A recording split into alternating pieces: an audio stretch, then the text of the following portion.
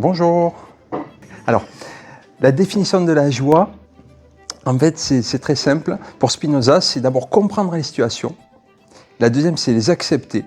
C'est le plus dur, en fait, accepter la réalité. Mais il n'y a pas de fatalité, et je vous montrerai ensuite comment, au-delà des blessures profondes qu'on peut vivre, justement, le travail sur soi peut être un levier, justement, pour aimer autrement. Enfin, d'abord s'aimer soi, et puis aimer autrement, en fait. Voilà. C'est ça. Et donc c'est comprendre les situations, les accepter, parce que quand on accepte les situations, on est dans la liberté. Et quand on se sent libre, on est dans la joie. Voilà, il n'y a pas de résistance, en fait. L'idée, c'est ça, surtout. Donc, avec ma compagne Sandra, on est thérapeutes tous les deux depuis plus de 20 ans. Et notre approche, elle est à la fois psychosensorielle, et on s'appuie aussi sur la psychologie cognitive pour nos accompagnements. Et l'idée, c'est effectivement d'aller désamorcer les blessures profondes et changer cette mécanique un peu infernale avec ces schémas toxiques et tout ce qu'on peut imaginer. Et je vous expliquerai après, à la fin, comment, grâce à toutes les disciplines auxquelles on s'est formé, comment effectivement on agit, on propose un accompagnement sur mesure. Voilà. Il n'y a pas évidemment d'accompagnement standardisé. Voilà. Donc la problématique, comme je vous le disais en préambule, c'est que ce qui fait qu'on n'est pas dans la joie et qu'on n'est pas heureux, c'est qu'on est dans la résistance des événements, des situations. Et souvent, alors qu'on soit célibataire ou en couple, c'est la même problématique. Parce que quand on est célibataire, on peut dupliquer les relations, mais le problème c'est que tant qu'on ne change pas le fonctionnement, on rejoue un petit peu les mêmes schémas, quoi. Et quand on est en couple, c'est la même chose. En fait, quand on est en couple, souvent, on attend de l'autre qu'il vienne combler nos besoins et nos désirs. Parce qu'il faut savoir que la plus grande problématique, alors j'enfonce peut-être des portes ouvertes pour certains, mais c'est parce qu'on a un problème de manque de reconnaissance, on a nos blessures anciennes qui viennent nous rattraper, entre autres, et puis on a un problème de positionnement, on ne sait pas dire non. Voilà. Et tout ça, c'est en lien avec les émotions. Mais en tout cas, la plus grosse, ce qu'on a compris en tout cas, c'est que le plus important dans le travail sur soi, c'est pas seulement, évidemment, quand nous on reçoit des personnes, on ne travaille pas seulement sur les symptômes, on travaille sur la racine. Parce que travailler sur les symptômes, c'est simplement déplacer le problème ou le repousser. Parce qu'en fait, si par exemple aujourd'hui vous vivez quelque chose de traumatisant, alors souvent nous ce qu'on a, les problématiques récurrentes, c'est des personnes qui se sentent brisées, qui ont été trahies, trompées, etc. Mais avant d'être trahi, trompé, etc., c'est que derrière ça, il y a une autre émotion.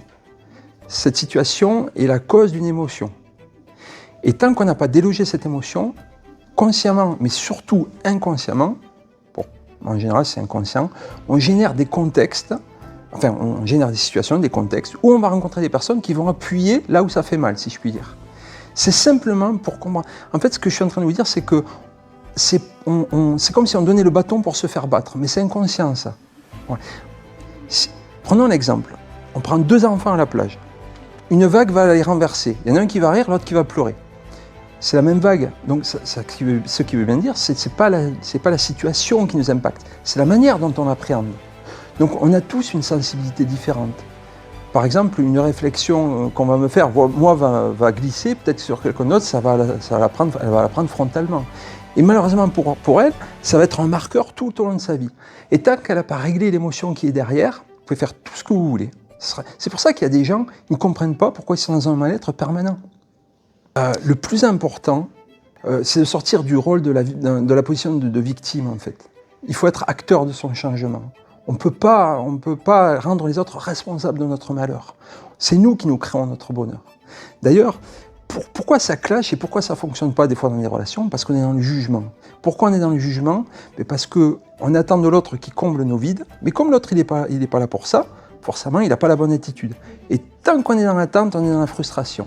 Et invariablement, je veux dire, qui de mieux que nous, sachant ce qui est bon pour nous, je veux dire, c'est pas l'autre qui va combler nos besoins à 100%, c'est impossible. L'autre, il a ses propres besoins.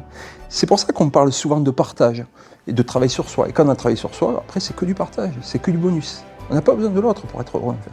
Il faut d'abord s'aimer soi, être heureux avec soi. Et si on n'est pas bien avec ça, avec cette idée, c'est qu'il y a des blessures derrière qui sont profondes, conscientes ou inconscientes.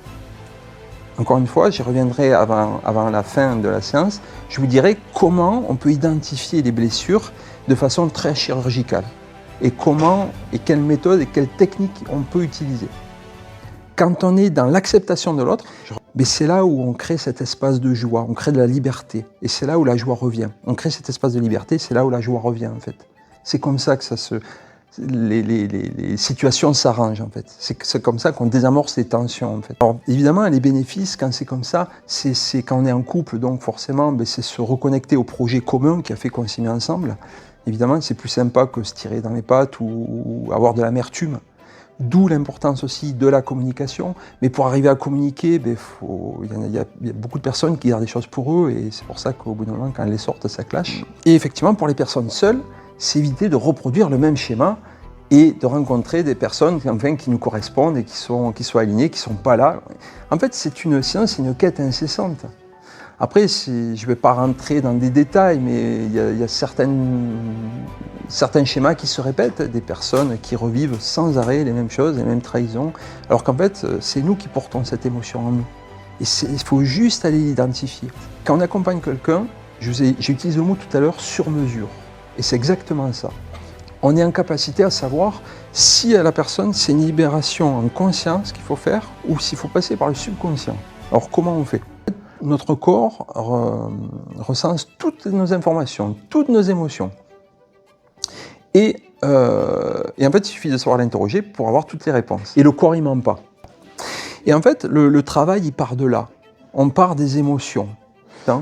Si on ne libère pas les émotions, si on ne libère pas les fausses croyances, c'est un travail stérile, sinon. Ce qui va se passer, c'est que le problème de fond, il n'est pas réglé, et vous allez déplacer le problème, et vous allez le compenser avec une autre addiction. C'est pour ça qu'il y a des gens qui s'arrêtent de fumer et qui commencent par la nourriture. Et comme elles grossissent, ces personnes, finalement, elles se disent « Ah ben, j'arrête de manger, je remets la cigarette ». Donc, double effet qui se coule.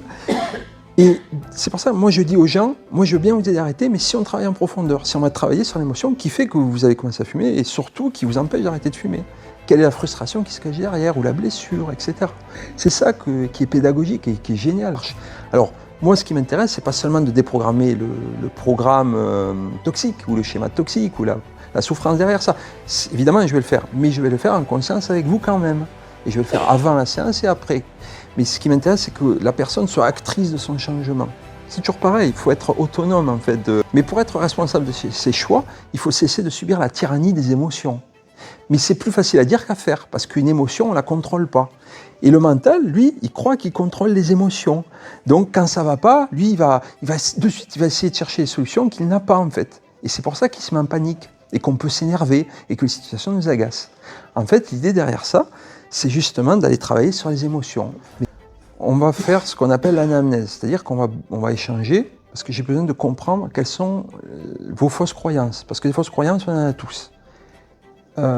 Héritées de nos parents, ou de nos éducateurs, ou de nos professeurs, etc. Je prends un autre exemple. Prenez deux enfants, deux familles différentes. Dans une famille, on va dire à l'enfant, t'es formidable, tu seras le meilleur, c'est génial, t'es un garçon intelligent, t'es une fille intelligente, tu vas y arriver. Je pense qu'à 18 ans, cette personne aura confiance en elle, si on lui répète ça tous les jours. Par contre, si on prend une autre famille, ou quelqu'un, on va dire à cette personne, tu seras un âne toute ta vie, et qu'on lui répète ça tous les jours, je ne suis pas sûr qu'à 18 ans, il ait confiance en lui. C'est ça un conditionnement. Et nous, notre travail, alors c'est pas seulement de déconditionner ces programmes-là, parce qu'il y a d'autres blessures, mais ça en fait partie, c'est d'enlever ces fausses croyances. Et tant qu'on n'enlève pas ces fausses croyances, que je vous ai en préambule, on n'avance pas, parce que je veux dire, le mécanisme c'est toujours le même, c'est le mécanisme qu'il faut changer. Et ça suffirait à aller rassurer cette partie inconsciente de nous qui souffre à travers nos émotions. Les personnes que nous sommes aujourd'hui, elles sont passées par le filtre d'un sens, à travers ce que vous avez vu, ce que vos parents vous ont dit, vos éducateurs, vos profs, etc. Donc, il faut passer par là aussi. C'est pas moi qui vais vous amener dans un endroit, c'est votre subconscient qui va nous y amener. Parce que qui de mieux que votre subconscient sait ce qui est bon pour vous. Donc, c'est pas moi qui induis la séance. Je vais poser des questions à votre âme, en fait, pour faire court. Et alors, ce qui est sécurisant, c'est que votre subconscient ne vous amènera jamais vers quelque chose que vous n'êtes pas en capacité de voir ou de comprendre. Et je vous aide à le transmuter. Et quand on l'a transmuté, je vous ramène à la pleine conscience. Et là, c'est pareil. Je vais valider avec vous. Je vais vérifier qu'il n'y a pas d'émotion qui est encore logée dans le corps. À partir du moment où on arrive on cesse de vouloir changer l'autre, on comprend au lieu de juger. Et donc c'est là où on crée cet espace de liberté. Le plus important dans la vie, c'est pas ce qu'on fait, c'est l'intention qu'on met derrière. Si je donne de l'argent à quelqu'un, mais si je le donne parce que je veux acheter son amour, l'intention n'est pas bonne, c'est pas aligné. Donc vous le reprendrez en pleine face. Et ça ne servira à rien, parce que d'une part, vous n'aurez pas eu votre argent, et d'autre part, vous n'aurez jamais la reconnaissance de l'autre. Par contre, si vous le faites en conscience et avec le cœur, et que vous n'attendez rien, c'est là où c'est ce qu'on appelle l'abondance. Là, vous aurez l'abondance. C'est ça. On essaie de comprendre la situation. Une fois qu'on l'a comprise, qu'on l'a identifiée, on aide la personne à l'accepter pour pouvoir se libérer de ses blocages émotionnels. C'est ça, tout simplement. Les projections, tout ce que... Là, le simple fait, tout ce que vous pensez, là, c'est conditionné par votre passé aussi et votre ouverture d'esprit suivant votre évolution d'être. Inconsciemment, il y a une part de nous qui se laisse prendre en charge. On est un peu moins acteur de son changement. Et il y a des choses dont on a conscience, d'autres non. Mais c'est là où c'est génial, c'est qu'on peut toujours s'améliorer. On n'induit pas la séance, on respecte l'individu et le corps. Il faut avoir le temps d'intégration, le temps de digérer les choses. Et après, éventuellement, s'il y a d'autres choses, on peut retravailler derrière. On s'adapte à la personne qu'on a et on va aller au maximum. On n'a pas de limite, en fait. C'est nous, nos propres limites, nos propres freins.